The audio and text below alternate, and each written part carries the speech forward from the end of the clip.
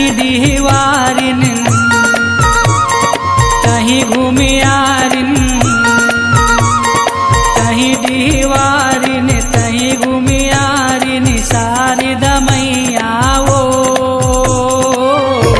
जय हो जगतारण मैया जय हो जगतारण मैया जय हो जगतारण मैया जय हो जगतारण मैया।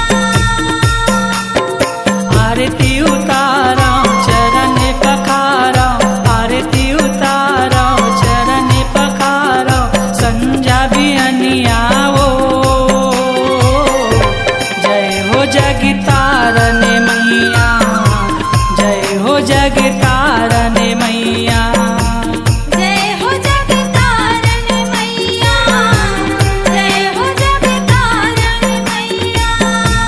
जय हो जगतारण मैया जय हो जगतारण मैया जय हो जगतारण मैया जय हो जगतारण मैया।